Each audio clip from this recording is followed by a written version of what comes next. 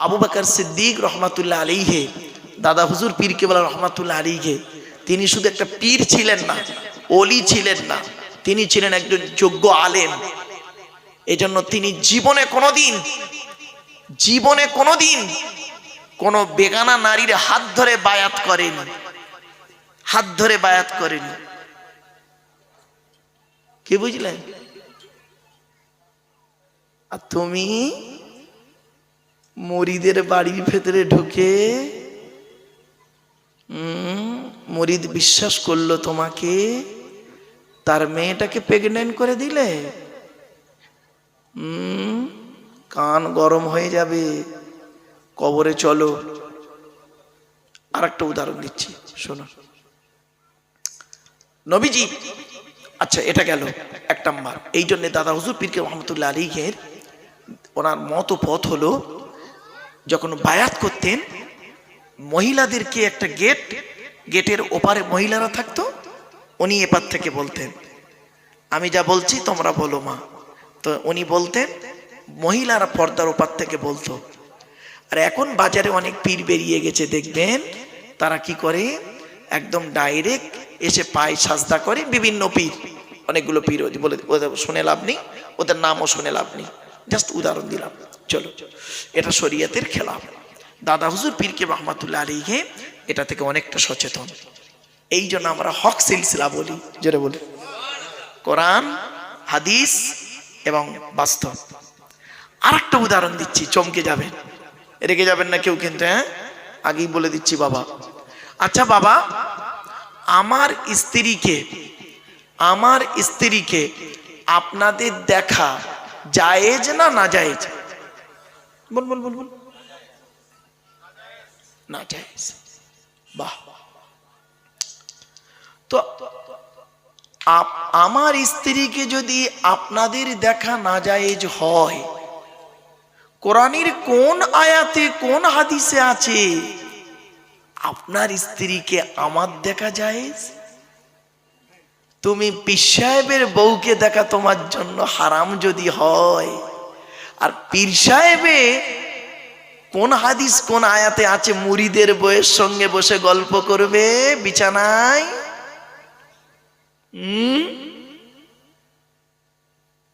এই কোরআন জানিয়ে দিয়েছে, হাদিস জানিয়ে দিয়েছে। দাদা হুজুর পীর কেবলা রহমাতুল্লাহ আলাইহির জীবনীতে এই জিনিস পাবেন না।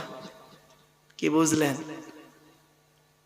সেই জন্য দাদা হুজুর পীর কেবলা রহমাতুল্লাহ আলাইহি সিলসিলার মত পথটা না খুব একইভাবে কনসাস, এই জন্য হক সিলসিলা বলি। কি বুঝলেন? দাদা হুজুর কেবলা যখন রাস্তা দিয়ে যেতেন, সঙ্গে সঙ্গে বলতে, বাবা মহিলাদেরকে একটু সরিয়ে দাও বাপ, আমি যাব। বুঝতে পারছেন না? আর আমি একজন মলি সাহেব, রাস্তা দিয়ে যাচ্ছি, লোকে যদি বলে, ইয়াং ছেলেরা যদি বলে এই এই চলে যাও হুজুর আসছে, আমি মলি সাহেব কি বলবো জানেন? এই ওরা ওটা দাঁড়িয়ে থাক, তা না আমার দেখুক, তাই না?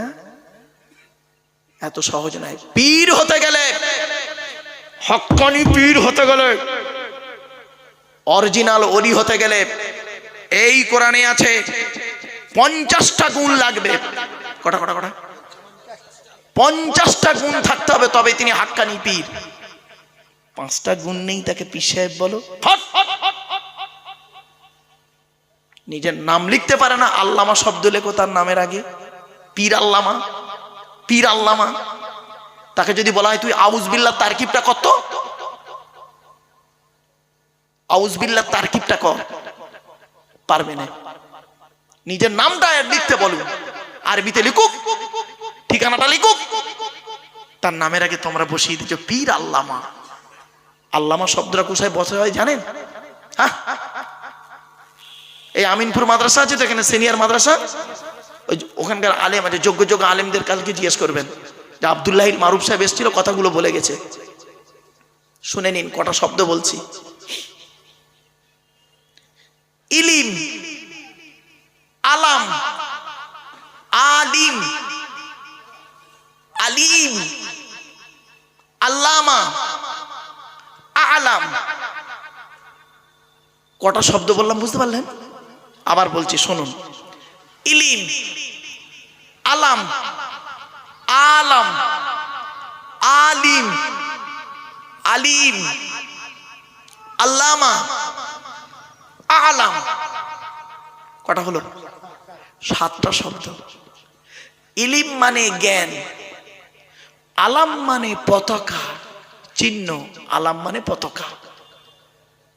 আলাম আইনে টান দিলে আলাম মানে হচ্ছে জগৎ। আলহামদুলিল্লাহ রাব্বিল আলামিন নয়, আলামিন, জগৎ।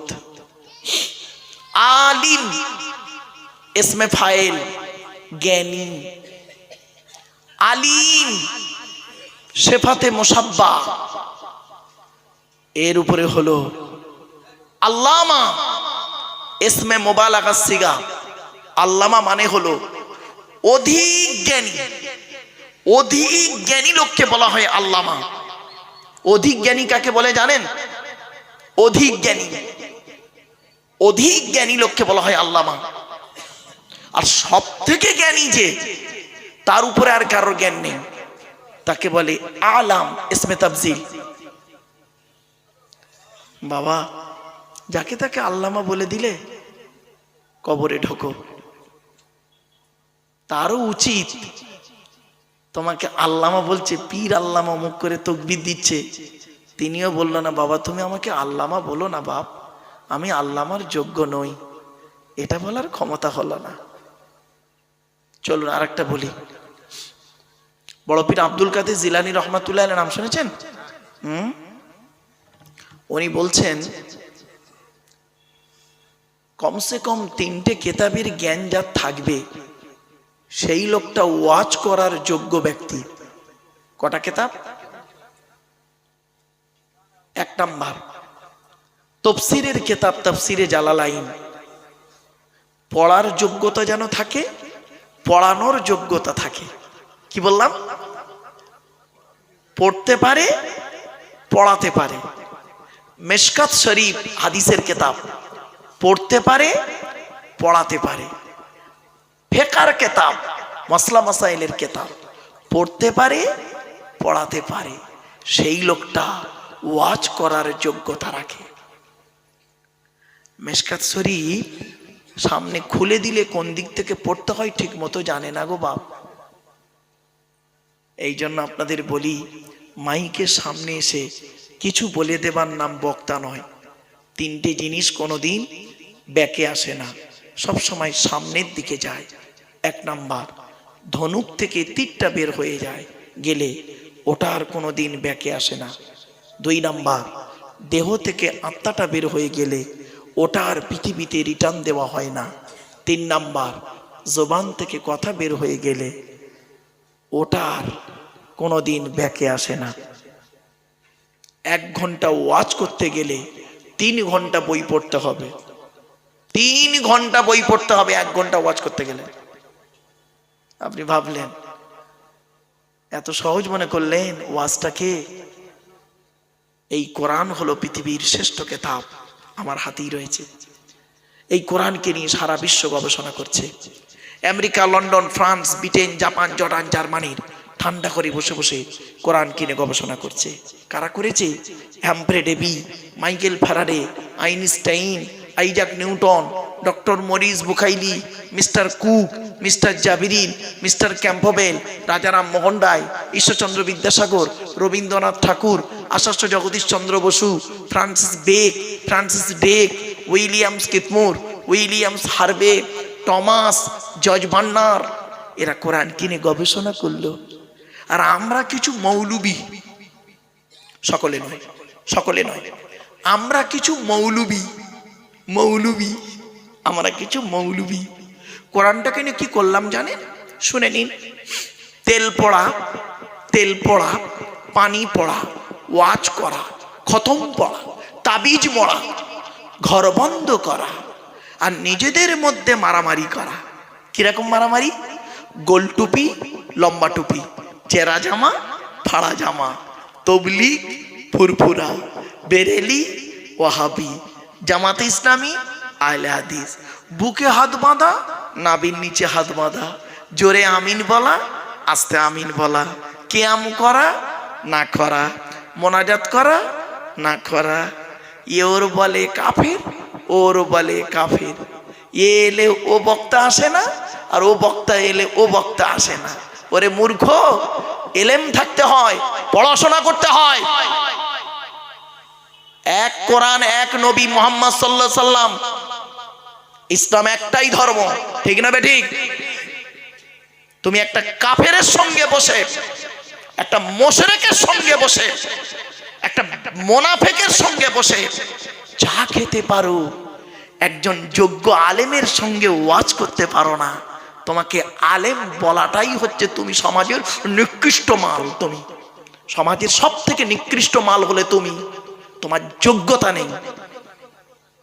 তুমি একজন মুনাফিকের সঙ্গে বসে চা খেতে পারো, একটা মুশরিকের সঙ্গে বসে তুমি আলোচনা করতে পারো এক টেবিলে, আর এক আলেমের সঙ্গে তুমি, যোগ্য আলেমের সঙ্গে তুমি ওয়াজ করতে পারো না। তোমাকে, তুমি হলে আলেম জগতের সব থেকে নিকৃষ্ট লোক তুমি। সাহাবীদের মধ্যে এমন কোন ঘটনা দেখাতে পারবেন না, আমি অন ক্যামেরায় বলছি, যে আবু বকর সিদ্দিক রাদিয়াল্লাহু তাআলা আনহু ওয়াজ করছেন, মানুষকে উপদেশ দিচ্ছেন, সেখানে হযরত ওমর বলেছেন উনি গেলে আমি যাব না। তুমি সাহাবীদের থেকে বড় হয়ে গেছো বুঝি?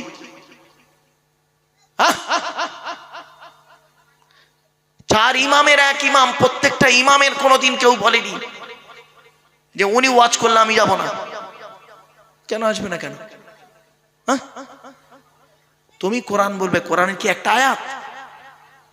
তুমি একটা টপিকস নিয়ে আলোচনা করবে, কোরআনের একটা বিষয় নিয়ে, নবীর হাদিস নিয়ে আলোচনা করবে, ও নবীর হাদিস নিয়ে আলোচনা করবে, ও নবীর হাদিস নিয়ে আলোচনা করবে, বিভিন্ন পাঠে আলোচনা হবে, মানুষ বিভিন্ন দিক শুনতে পারবে, ঠিক না বেটি? তুমি ওটা, তোমার তো জ্ঞান কম।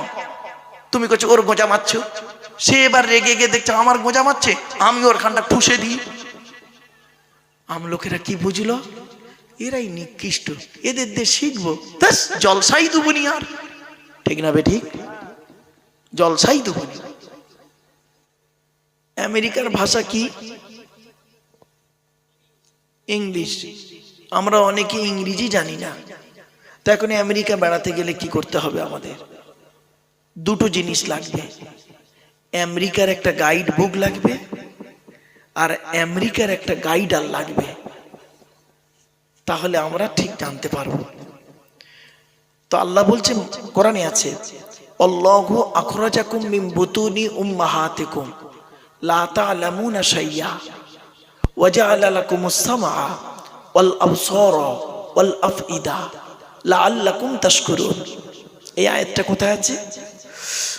14 নম্বর পারার 14 নম্বর পৃষ্ঠা 12 নম্বর লাইন, সূরার নাম সূরা নাহলের মধ্যে আল্লাহ বলছেন, আমি আল্লাহ তোদেরকে তোদের মায়ের পেটের ভিতর থেকে বের করেছি, লা তা'লামুনা শাইয়্যা, পৃথিবীর কোনো ভাষাই তোরা জানতিক না, ওয়া জা'আলা লাকুমুস সামআ, শোনার জন্য কান দান করেছি, ওয়াল আবসারা, দেখার জন্য চোখ দান করেছি, ওয়াল আফইদা, বোঝার জন্য হৃদয় দান করেছি।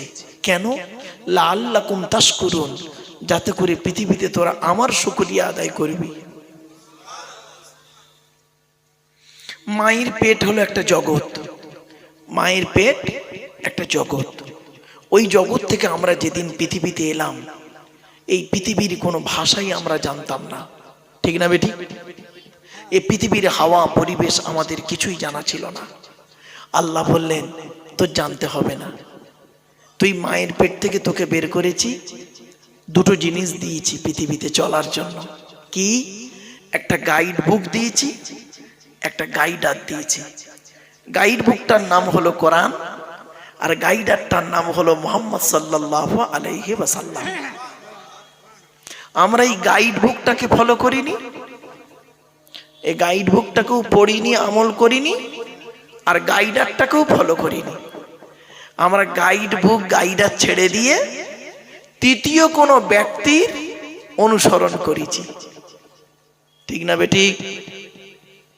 ভালো করে বুঝবেন, ওয়াজ বুঝতে না পারলে আমাকে বলবেন, আমি এখানে আছি বাবা। আল্লাহ দিলেন দুটো জিনিস, গাইড বুক আর গাইডার। আমরা গাইড বুকটাকেও ধরিনি, ঠিক মতো পড়িনি, আমল করিনি, আর গাইডারটাকেও ঠিক মতো গবেষণা করিনি, তার কথা মতো চলিনি। তৃতীয় কোনো ব্যক্তির কাছে অনুসরণ হলাম। শুনে নিন, আমরা কেমন মানুষ জানেন?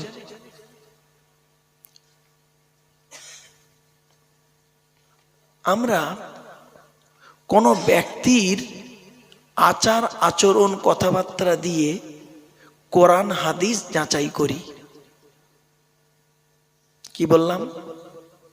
কোনো ব্যক্তির চালচলন কথাবার্তা পোশাক আশাক দিয়ে কোরআন হাদিস যাচাই করি, কিন্তু এটা ঠিক না। কোরআন হাদিস দিয়ে ওই ব্যক্তিকে যাচাই করাটাই হচ্ছে ঠিক। ঠিক না বেঠিক?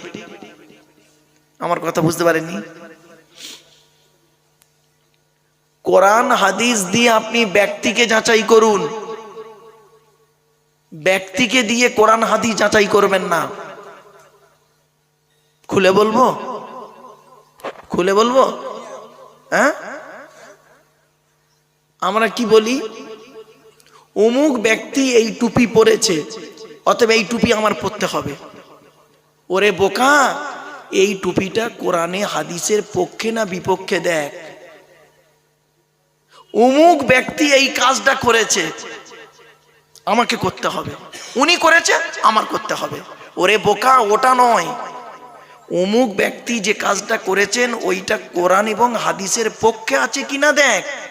যদি কোরআন হাদিসের পক্ষে থাকে তাহলে তুই মান, আর কোরআন হাদিসের বিপক্ষে থাকলে ও যত বড় পীর সাহেব, মলি সাহেব, বক্তা সাহেব, ইমাম সাহেব হোক, ও কথা মানিস না, জাহান্নামে যাবি। আমি কি বোঝাতে পারলাম এবার বাবা? এইটাই হয়েছে আমাদের সব থেকে বড় অভাব। মুসলমান মরেছে দুটো কারণে। বর্তমানে মুসলমান মার খাচ্ছে দুটো কারণে।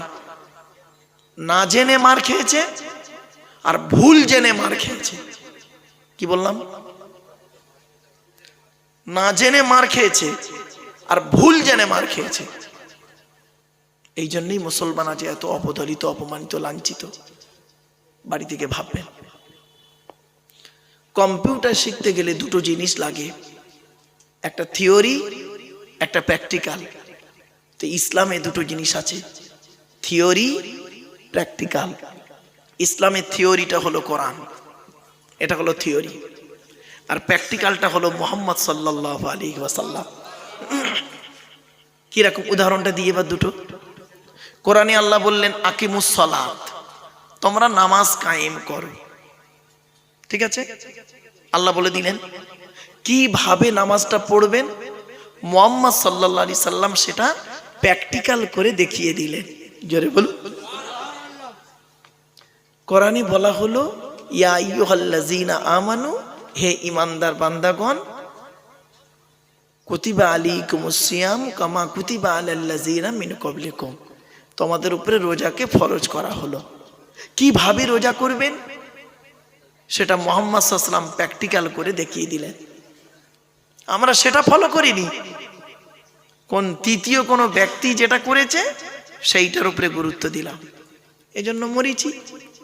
মুহাম্মদ সাল্লাল্লাহু আলাইহি সাল্লাম পৃথিবী ছাড়ার আগে বলেছিলেন তারাকতু ফীকুম আমরাইনি লাম তাদিল্লু মা তামাসসাকতুম বিহিমা কিতাবাল্লাহ ওয়া সুন্নাত রাসূলিহি। আমি মুহাম্মদ তোদের ছেড়ে চলে যাচ্ছি, যাবার সময় দুটো জিনিস রেখে যাচ্ছি। এক হলো আমার উপরে যে কিতাব নাজিল হয়েছে এই কোরআন রেখে গেলাম, আর দুই নাম্বার হলো আমার হাদিসগুলো রেখে গেলাম। কথা, কাজ, সমর্থন, হাদিস এবং সুন্নাত গুলো রেখে গেলাম। যতদিন পর্যন্ত তোরা এই কোরআন আর সুন্নত গুলোকে মেনে চলবি, আঁকড়ে ধরবি, ততদিন পর্যন্ত তোদের গায়ের লোম কেউ টলাতে পারবে না। আমরা কোরআনও পড়িনি, আমল করিনি, হাদিসও গবেষণা করিনি, আমল করিনি। এইটাই হয়েছে আমাদের সমস্যা। ছোট্ট একটা উদাহরণ দিচ্ছি বাবা। আচ্ছা, বর্তমান সময়ে ইহুদি বেশি না মুসলমান বেশি? জোরে বলো। মুসলমান বেশি। তো মুসলমান যদি সংখ্যায় বেশি হলো, ইহুদি যদি সংখ্যায় কম হলো, বর্তমানে মার খাচ্ছে কারা বেশি? কেন? ইহুদি তো এই কটা, মুসলমান তো 200 কোটি, ওরা এদের মারছে কেন? কতদিন মারবে জানেন? শুনে নিন আজকে কতদিন মার খাবেন। ইহুদিদের একটা কেতাব আছে, কেতাবটার নাম হলো তালমুদ। কি বললাম বাবা? তালমুদ। ওই কেতাবে লেখা আছে, হে ইহুদিরা, হে ইহুদিরা, তোমরা সেই দিন থেকে আর মুসলমানদের সঙ্গে পারবে না, হেরে যাবে। কোন দিন? যেদিন তোমরা দেখবে মুসলমানদের জুম্মার নামাজের জামাত ফজরের নামাজের জামাতের সমান হবে। তার মানে জুম্মায় যত লোক নামাজ পড়বে তত লোক ফজরের নামাজের জামাতে হাজির হবে। যেদিন দেখবে সেই দিন থেকে বুঝে নেবে আজ আমাদের দিন শেষ, এবার মুসলমানদের শুরু। কিছু বুঝতে পারছেন? আর ইহুদিরা এখন ভালো রকম খেয়াল করে, এরা তো সেই মুসলমানের বাচ্চা নয় যে 313 জন মুসলমানকে নিয়ে বদরের যুদ্ধের প্রান্তরে 1070 মোকাবেলা করতে গিয়ে 14 জনকে হারিয়ে ইসলামের পতাকা পুঁতেছে। এরা তো সেই মুসলমানের বাচ্চা নয়। এরা টাকার মাধ্যমে, এরা চেয়ারের মাধ্যমে, এরা পদের মাধ্যমে, এরা একটু নাম পাওয়ার মাধ্যমে এরা ইমান ইসলামকে শেষ করতে এদের কোনোদিন দ্বিধাবোধ হবে না। অতএব এদেরকে লক্ষ্য কর, এরা ফজরের জামাতে হাজির হয় আর জুম্মার নামাজে হাজির হয় কিনা দেখ। ইহুদিরা দেখলো মুসলমানদের জুম্মার নামাজে দেখা যাচ্ছে 3 তালা ভর্তি হয়ে গেছে, আর ফজরের নামাজে ইমাম সাহেব আর 5টা বুড়ো ছাড়া আর নেই। অতএব এদেরকে যত মারবি কোনো পাপ হবে না। কিছু বুঝতে পারছেন বাবা আমার ওয়াজিবা? ওদের এই তালমুদ কিতাবে লেখা আছে। হে মুসলমান, এজন্য অনুরোধ করছি শুনে নিন। কি কি কি বাবা? না, আমি ওসব কিছু খাই না বাপ। চলে আসলে ওয়াজটা আপনারা ভালো করে ফলো করুন, শুনুন, বুঝতে না পারলে বলুন। ওয়াজটা কি জানেন? এই আমার কানে এটা কি, এইটা না হলে হবে না বাপ। কি মুশকিল বললেনি। ওয়াজটা কি জানেন? ওয়াজটা হচ্ছে শুনে বুঝে আমল করার নাম হলো ওয়াজ। কি বললাম বাবা? শুনে বুঝে আমল করার নাম হলো ওয়াজ। আমরা শুনি, আমরা শুনি। এ বাবা তুমি এটা একটু সরিয়ে নাও, ওদের দেখতে অসুবিধা হচ্ছে। একটা কথা বলি ও বাবা, যারা আলেম হাফেজ নিচে বসে আছে ওপরে চলে আসে। এসো না বাবা, এসো এসো, ওপরে চলে এসো, এত জায়গা ফাঁকা আছে। আমি তো ওই জন্য বলি চলে এসো বাবা, চলে এসো। ওই ওই সাথে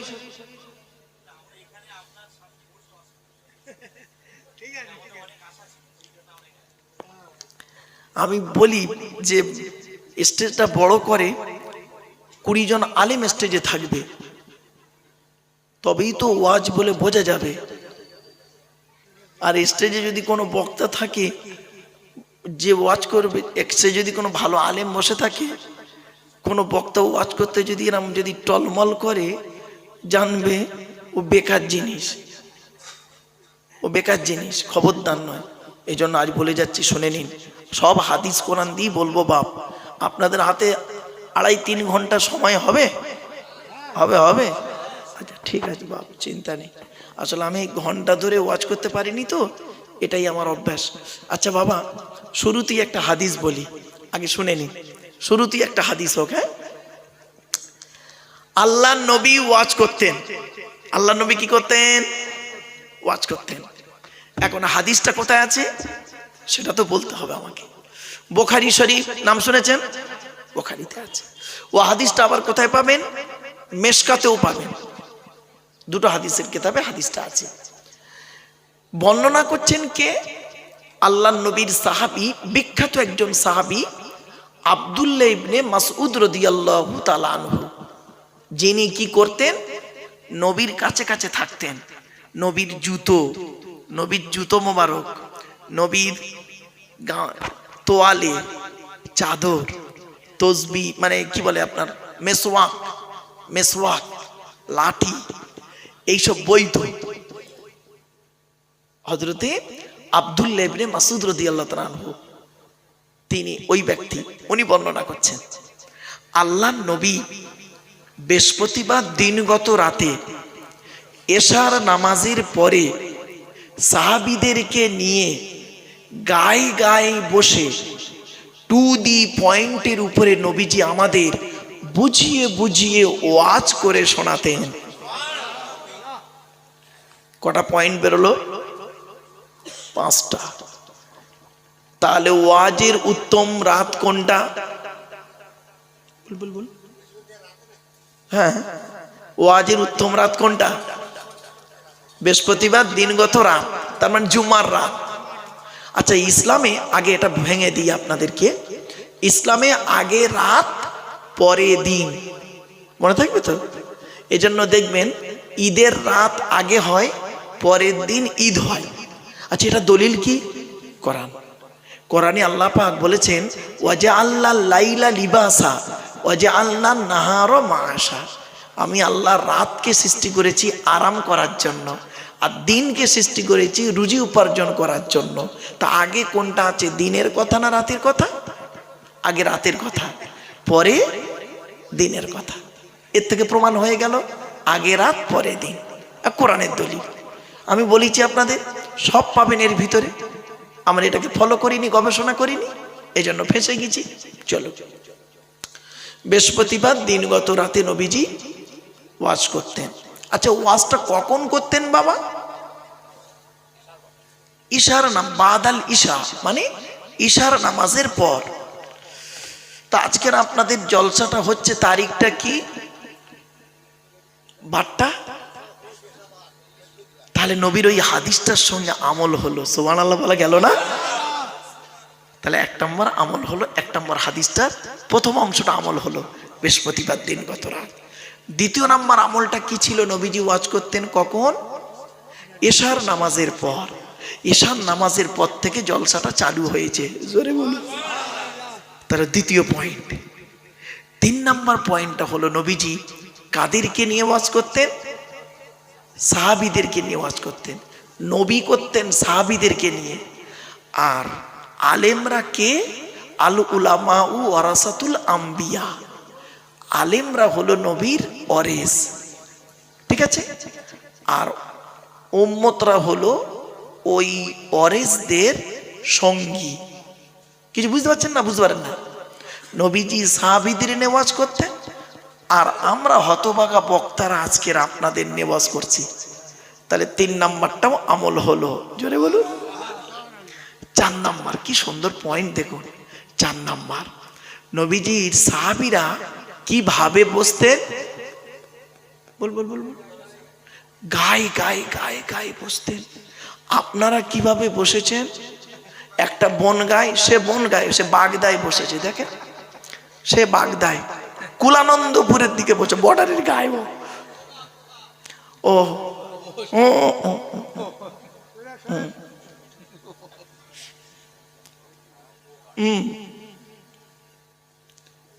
ওরে মুসলমান, চোখওয়ালা কানওয়ালা বিবেকওয়ালা একটা গোগাকে এইরাম করলাম, চলে এলো। আরে মুসলমানদের চোখ কান আছে, এরা দূরে দূরে ছড়িয়ে থাকলো। আগিয়ে আসেন, আগিয়ে আসেন।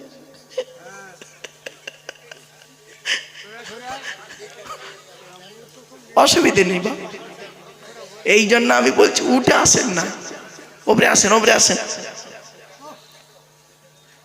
চলে আসেন। ওই চেয়ারটা নিয়ে বসেন ওখানে, বাবা একটা চেয়ার। আচ্ছা চলে আসেন। দেখো বাবা, চলে। তাহলে কটা আমল হলো? 4টে। নবীজি ওয়াজ করতেন বৃহস্পতিবার দিন গত রাত।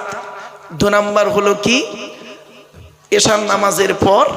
তাহলে 2টো আমল হলো। 3 নাম্বার, নবী সাহাবীদের নিয়ে ওয়াজ করতেন। তো এখন তো নবী নেই, নবীর ওয়ারিসরা আছে। 3 নাম্বার হলো। 4 নাম্বার, সাহাবীরা কিভাবে বসতেন? গায়ে গায়ে বসতেন, একদম একটুও জায়গা ফাঁকা থাকতো না। হাদিসে এসেছে আল্লাহর নবী যখন ওয়াজ করতেন, সাহাবীরা এতটা গায়ে গায়ে বসতো, মাছি গলার মতো সময় জায়গা পেত না, এত গায়ে গায়ে মিলে মিলে বসতো, শয়তান যাতে প্রবেশ করতে না পারে সেই জন্য গায়ে গায়ে বসতেন।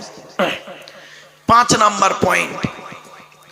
নাম্বার পয়েন্ট হলো নবীজি কিভাবে ওয়াজ করতেন। কানে হাত দিয়ে টেনে টেনে না,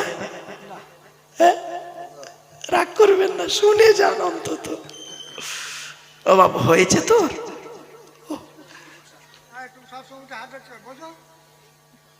থাক থাক থাক থাক। নবীজি কিভাবে ওয়াজ করতেন? কানে হাত দিয়ে টেনে টেনে গজল বলতেন না, না গো বাবা।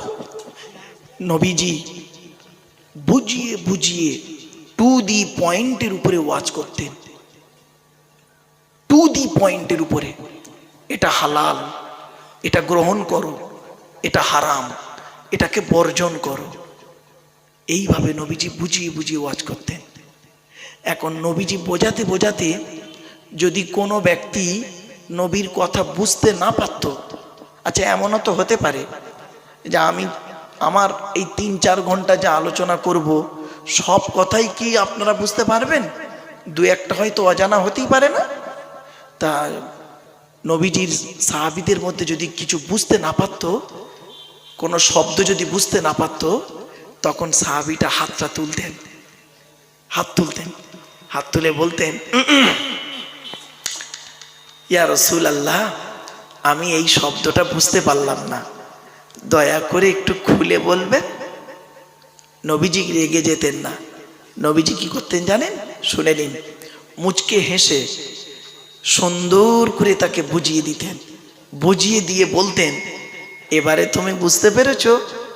সাহাবীটা যখন বলতো জি হ্যাঁ, নাম ফাহিমতু ইয়া রাসূলুল্লাহ, আমি বুঝতে পেরেছি, তখন নবীজি অন্য আলোচনায় যেতেন। এটা হলো নবীর ওয়াজ। আর আমাদের ওয়াজটা কি? আমাদের ওয়াজটা কি জানেন?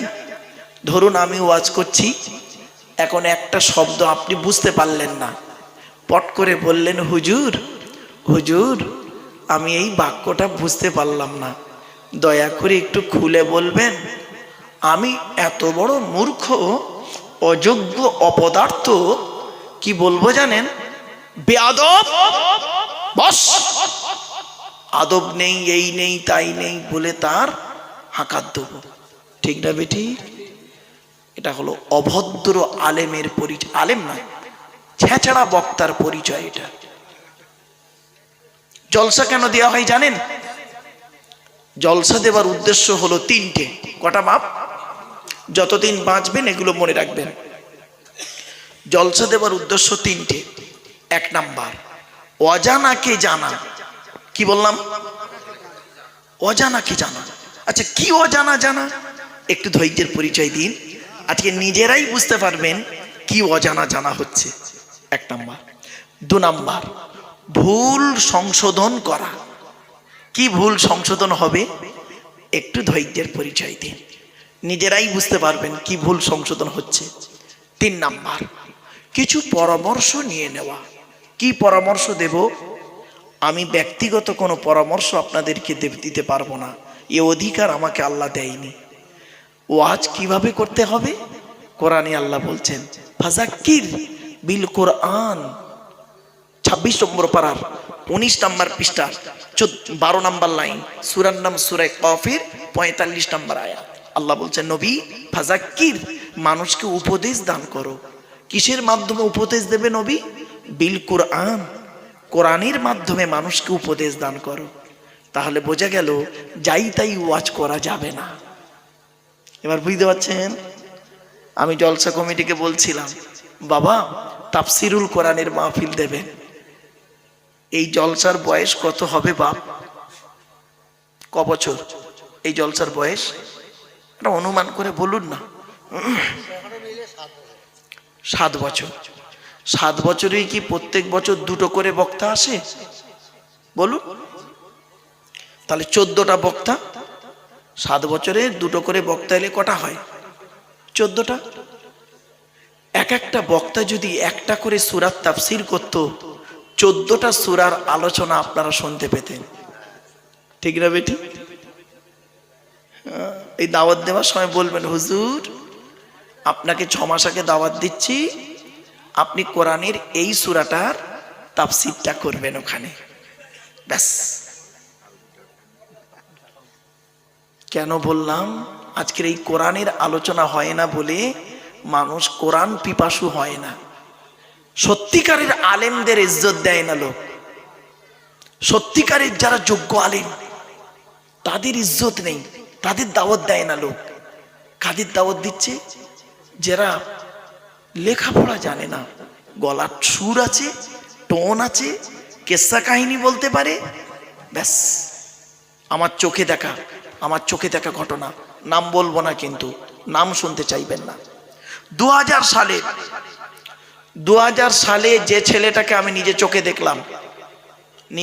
দেখলাম, যে ছেলেটাকে 2000 সালে ওই 3 চাকা টলি জানেন, ভ্যানে করে মাইক করে মাদ্রাসার চাঁদা তুলতো গজল বলে বলে 2000 সালে।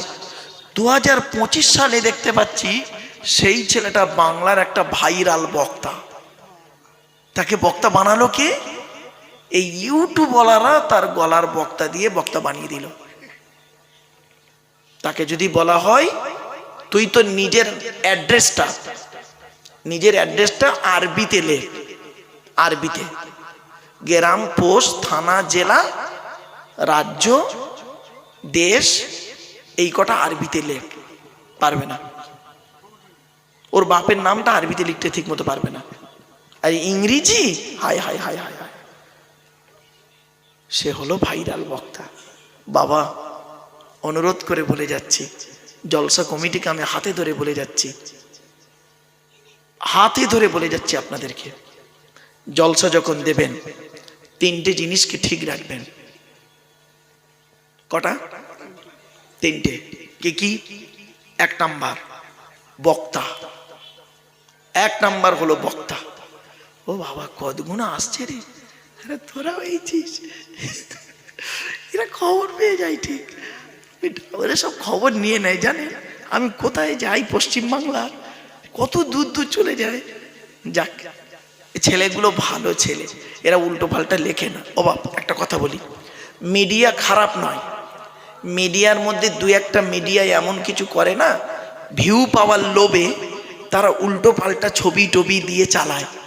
ওই মিডিয়াগুলো বেশি দিন টেকে না। আর সত্যিকারের যদি এরা আল্লাহর কোরআন প্রচার করার জন্য মিডিয়াগিরি করে, যারাই করবে আল্লাহ তাদের মিডিয়াতে বরকত দেবে, ঠিক না বেটি? আর যারা ওই ভিউ পাওয়ার লোভে করবে তাদের ঠিক আল্লাহ কোন দিন কি করে দেবে আল্লাহ ভালো জানে।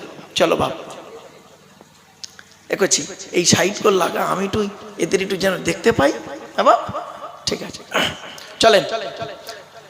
1 নাম্বার, জলসা যখন দেবেন 3টে জিনিসকে ঠিক রাখবেন। 1 নাম্বার বক্তা, খুব ভালো করে শুনে নিন। 1 নাম্বার বক্তা, কি বললাম? বক্তা। 2 নাম্বার কমিটি, কি বললাম? কমিটি। 3 নাম্বার শ্রোতা। চলো, বক্তার কি দেখবেন? বক্তার 2টো জিনিস দেখবেন, খুব ইম্পর্টেন্ট। বক্তার 2টো জিনিস দেখবেন। 1 নাম্বার দেখবেন বক্তাটি সত্যিকারের আলেম কিনা। কি বললাম? সত্যিকারের আলেম কিনা বক্তাটা দেখবেন। 1 নাম্বার, বক্তাটা সত্যিকারের আলেম কিনা দেখবেন, এডুকেটেড পারসন কিনা, শিক্ষিত মানুষ কিনা। 1 নাম্বার। শুধু ডিগ্রি থাকলে হবে না, বক্তাটির আমল আছে কিনা। হয়েছে? বক্তাটা 5 ওয়াক্ত নামাজ পড়ে কিনা, বক্তাটা রমজান মাসে রোজা রাখে কিনা, বক্তাটার বাম্মার ভাত দেয় কিনা, বক্তাটা তার ছেলে মেয়ের দায়িত্ব পালন করে কিনা, বক্তাটা তার ভাই বোনের সঙ্গে সুসম্পর্ক রাখে কিনা, বক্তাটা তার প্রতিবেশীর সঙ্গে ভালো সম্পর্ক রাখে কিনা, বক্তাটার চরিত্রটা ঠিক আছে কিনা। কিছু বুঝতে পারছেন? বক্তাটা কোনো নেশা ভান করে কিনা। এ কথাটা কেন বললাম শুনে নিন। বাবা, আমি 1994 সাল থেকে বাস করছি 2025। 31টা বছর কেটে গেল আমার। ভারতবর্ষ, নেপাল আর বাংলাদেশ, 3টে দেশ মিলে। কত বক্তা আছে না, বিড়ি সিগারেট খায়, বিড়ি সিগারেট খায় এই পশ্চিম বাংলায়, নাম জিজ্ঞেস করবেন না। আর পান, তেরেঙ্গা, খৈনি, গুটকা, শান্তি, অশান্তি, বিমল, সিগনেচার, শিবজর্দা, ষাটজর্দা, আর কি আর সব কি সব আছে না, খৈনি, গুল, ও তো বলে কাজ নেই। শুনে নিন, কুল্লু মুস্কিরিন হারামুন, প্রত্যেকটা নেশাদ্রব্য জিনিস যেটা মস্তিষ্কের বিক্রি ঘটায় সেটা হলো হারাম। পৃথিবীর একটা আল্লাহর ওলির নাম বলুন তো দেখি যিনি নেশা করতেন। পাবেন? পাবেন না। একটাই নেশা তাদের ছিল, আল্লাহর ভালোবাসা, নবীর আনুগত্য করা। ঠিক না বেটি? নবীর আনুগত্য করা, আল্লাহর ভালোবাসা, এই তাদের নেশা। চলে তো 1 নাম্বার হলো বক্তাটা আলেম কিনা, 2 নাম্বার বক্তাটির আমল আছে কিনা। ও বাবা, কত বক্তা আছে 5 ওয়াক্ত নামাজ পড়ে না, কত বক্তা আছে রমজান মাসে রোজা রাখে না, কত বক্তা আছে বাম্মার ভাত দেয় না। কি ভাবছেন পীর সাহেব মলি সাহেব ভাবছেন? আপনি মনে করেছেন কি পীর সাহেবের বেটা বলে কি অনেক কিছু হয়ে গেছে? এটা ভুল ধারণা আপনার। আপনি ভাবছেন কি অমুক বক্তার ছেলে বলে কি ফেরেশতা হয়ে গেছে? দুধ থেকে না ওই শিমুল তুলোর ফুলটা লাল টকটক করে গো বাবা। শিমুল তুলোর ফুল বোঝেন? গায়ে কাঁটা কাঁটা থাকে গাছটার, দুধ থেকে শিমুল তুলোর ফুলগুলো লাল টকটক করে, কাছে গেলে দুর্গন্ধ বেরোয়। আর ছোট্ট বেল ফুলটা দুধ থেকে দেখা যায় না, কাছে গেলে খুশবু বেরোয়। তো শিমুল তুলোর ফুল হয়ে লাভ নেই, ছোট্ট বেল ফুল হন, ওতেই যথেষ্ট। কিছু বুঝতে পারছেন কথাই মা? চলো, 1 নাম্বার হলো বক্তা। আমি বলিনি, নবী কি বলছে এবার দেখি। আল্লাহ নবী বললেন, কোন আলিমান, কোন আলিমান, হাক্কানি আলেম হও, হাক্কানি আলেম হও। হাক্কানি আলেম হতে পারোনি? ঠিক আছে, আও মুতাআল্লিমান, হাক্কানি আলেমের ছাত্র হও। তাও সুযোগ পাওনি? ঠিক আছে, আও মুস্তামিয়ান, হাক্কানি আলেমরা যেটা বলে মনোযোগ সহকারে শ্রবণ করো, আমল করো। তাও সুযোগ পাওনি? ঠিক আছে, আও মুহিব্বান, হাক্কানি আলেমদেরকে অন্তর দিয়ে ভালোবাসো। ওয়ালা তাকুন খামিসান ফাতুহলিকু, 5 নাম্বারটা হতে যেও না, তাহলে ক্ষতিগ্রস্ত হয়ে যাবে। নবীজি প্রথমে কি বললেন? কোন আলিমান, হাক্কানি আলেম হও। আমরা এমন মানুষ, এমন মানুষ, আমি যে সিলসিলার লোক সেই সিলসিলার আলেমকে আমি ভক্তি করি, আর অন্য সিলসিলার খুব বড় আলিম আল্লাহওয়ালা মানুষ তাদেরকে আমরা তুচ্ছ তাচ্ছিল্য করি। ঠিক না বে ঠিক? খবরদার করবেন না।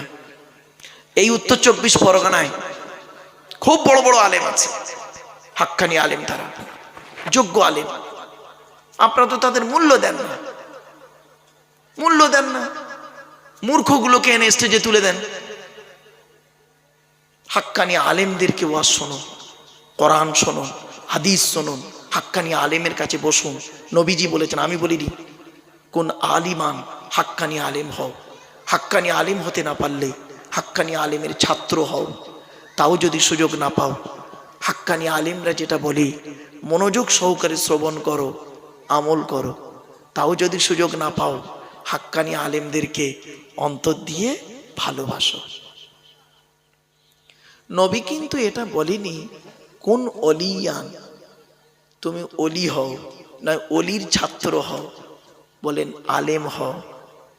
তোমরা তো বাবা পীর সাহেবকে খুব গুরুত্ব দাও। পীর সাহেব মূর্খ, লেখাপড়া জানে না, তাকে খুব গুরুত্ব দাও, আর আলেমদেরকে বেইজ্জতি করো। কিয়ামতের মাঠে তোমাদের অবস্থা কি হবে আল্লাহ ভালো জানে। খবরদার নয়। পীর সাহেব যদি আলেম হয় তাহলে ঠিক আছে, আলেম পীর যথেষ্ট ভালো। কি বুঝলেন? পীরের বিরোধী আমি নই বাবা, পীরকে নিয়ে গবেষণা করা মানুষ আমি। আমাকে পীরের আলোচনা আমারে শোনাতে যাবেন না। অলি সম্পর্কে গবেষণা আমি করা মানুষ। আচ্ছা, ছোট্ট একটা উদাহরণ দিই। আপনারা তকবীর দিতে দিতে বলেন না? আমরাও বলি। কেন আপনারা বললে আবার আমাকে আবার বলবে উনি মনে হয় আহলে হাদিস, তবলিগ, লামাজহাবি, বেরেলি। কেন? মূর্খ তো, লেখাপড়ার জ্ঞান কম। এখন যেই বলবো আপনারা বলেন, ওরা উল্টা ইউটিউবরা আবার কাটিং করবে, করে আবার কিছু মূর্খ মৌলবি না, মূর্খ মৌলবি, তারা আবার কাটিং করে ওটাকে আবার ফতোয়া মারবে। কিরম জানেন? ও দেখেছ, বললো আপনারা বলেন। কেন উনি বলেন না? তাহলে উনি কি অন্য দলের? যাই বলি, আমরা বলি। কি বলি? নারাই তাকবীর, আল্লাহু আকবার, সিলসিলায়ে হক ফুরফুরা শরীফ বলে না? আরে ভাই বলুন না। তো সিলসিলা হক বলেন কেন? কি হক আছে ওর মধ্যে?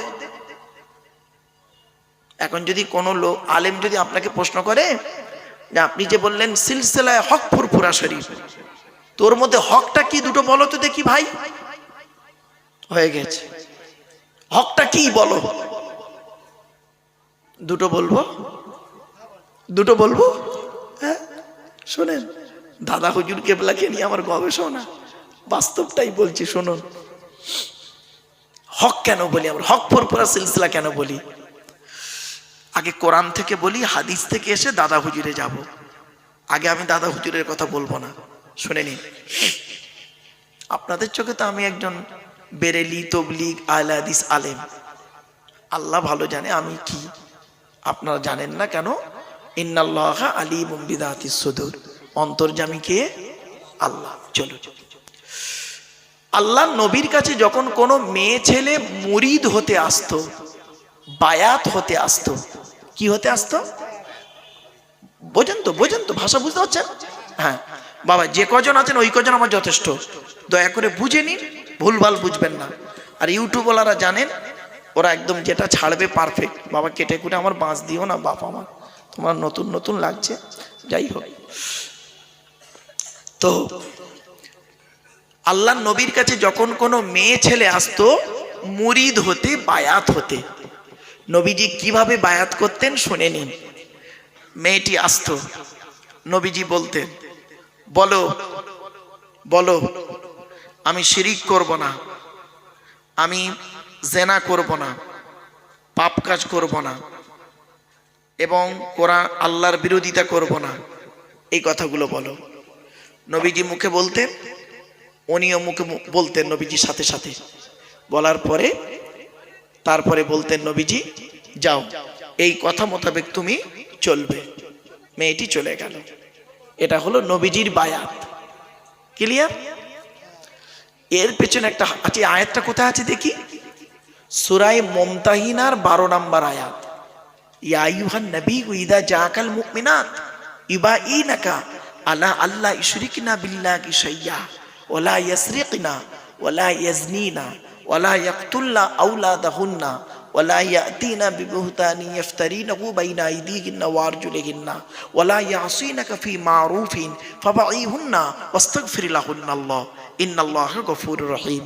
28 নম্বর পারা 10 নম্বর পৃষ্ঠার 8 নম্বর লাইন, সূরার নাম সূরা মুমতাহিনার 12 নম্বর আয়াত। এর বাংলা মানে কি? আল্লাহ বলছেন, নবী যে সমস্ত মেয়ে ছেলেরা আপনার কাছে এসে বায়াত হতে চায়, আপনি ওদেরকে এই শপথগুলো নিয়ে নিন, নিয়ে ফাবাইহুন্না, ওদের জন্য ওদেরকে বায়াত করুন, ওয়াস্তাগফির লাহুন্নাল্লাহ, ওদের জন্য আল্লাহর কাছে ক্ষমা প্রার্থনা করুন, আমি আল্লাহ ওদের জীবনের গুনাহগুলো মাফ করে দেবো। তাহলে বায়াত করতেন নবীজি কিভাবে? নবীজি বলতেন, মেয়েটাও বলতেন, এটা বায়াতের নিয়ম, তাই তো? এটা কোরআন বলছে, আমি বলিনি। এবার পেছনে একটা হাদিস কি বলে দেখি। আচ্ছা, আল্লাহ নবীর স্ত্রী, একটা স্ত্রীর নাম ছিল আম্মাজান আয়েশা, নাম শুনেছেন? হ্যাঁ, আম্মাজান আয়েশা বর্ণনা করছেন, হাদিসটা শুনুন। ওই আয়াতের পেছনে আল্লাহর কসম করে বলছি, আম্মাজান আয়েশা বলছেন, আল্লাহর কসম করে বলছি, আল্লাহর কসম করে বলছি, আল্লাহর কসম করে বলছি, আমার নবী জীবনে কোনোদিন কোনো বেগানা নারীর হাত ধরে বায়াত গ্রহণ করেনি। তাহলে কোরআন হাদিস দুটো পেলেন। এবার চলুন দেখি